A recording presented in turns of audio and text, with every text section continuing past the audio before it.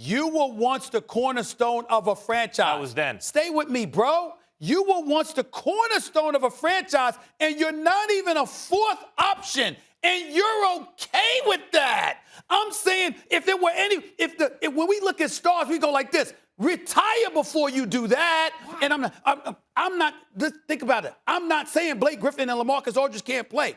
I'm saying they can play, so they should want to compete. Yeah. Instead of tipping the scales on a particular franchise. They ain't tipping those scales.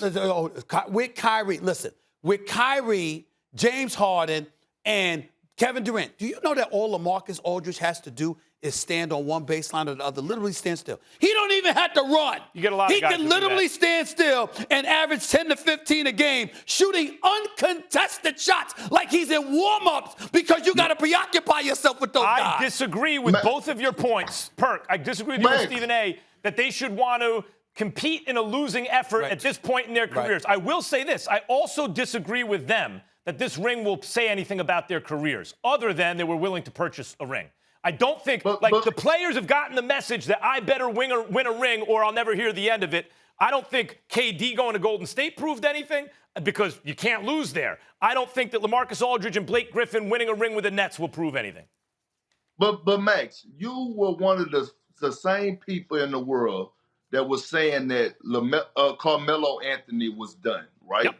You were one of the few that was saying that. You were saying that he wasn't moving the needle, and he still had a lot of basketball left in him. Prove me he wrong. wanted to show the world that. So look, let me give you an example.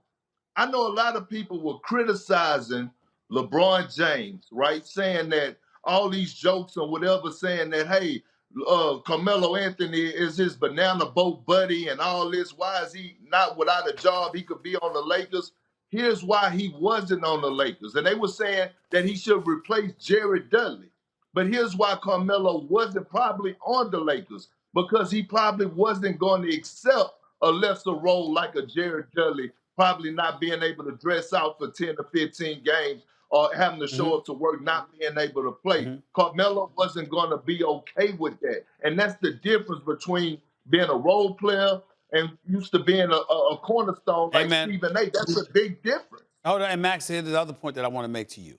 You act like LaMarcus Aldridge and Blake Griffin got their double ARP cards. LaMarcus Aldridge, his game wasn't predicated on athleticism. He's a 6'11" jump shooter, essentially. But not a who can play with shooter. Who can play with his back to the basket, but he's a 6'11" jump shooter. He's 35. Blake Griffin. And he don't shoot the three. And Blake Griffin is 32. These guys. But his game was predicated on athletic Yeah, ability. but what I'm trying to say to you is, again, remember, I understand it. I'm not, and this is the part, I'm not criticizing them. I'm simply saying, as a basketball fan, I would have preferred to see if it's both of them. At least one go to Brooklyn and one go somewhere else, rather than both of them being on Brooklyn. And if you go somewhere, let's make sure that we're trying to compete as opposed to tip the scale so dramatically that we're willing to be former franchise players who collected hundreds of millions of dollars that's perfectly content with playing a fifth or sixth man role on a team. Karl Malone and Gary Payton went to the Lakers at a certain point. They Bill Walton was started, on the Celtics.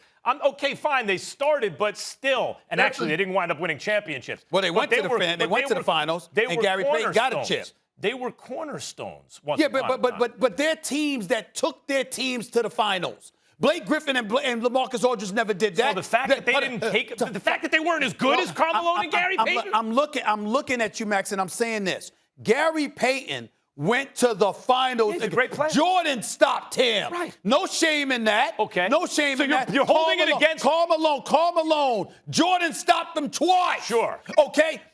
Blake Griffin and LaMarcus Aldridge never did that. So you're holding it against Blake Griffin and LaMarcus Aldridge that they weren't as good as Gary Payton and Karl Malone? They weren't. No, I'm not doing that. That's not what I'm doing. I'm just saying that when you're the cornerstone of a franchise, there is no crime in us looking at you and saying, yo, man, what you jumping on the bandwagon for? Go up and contribute to your own damn bandwagon. Here's my question. You still can play. You're not a scrub. Perk, You I got can a still question. play.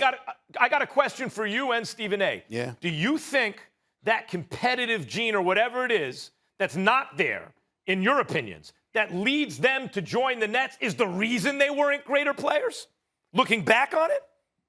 Did other cats have that and they didn't, and that's why? Is that what you're... If you're saying that, you got something to talk about. In fairness to your question, I never thought about it. I'd have to think about it before answering that question and really dissect it. I never thought about it. If that's what you're saying, we could talk about that. I never thought about it, but I do know this. And join me here, Kendrick.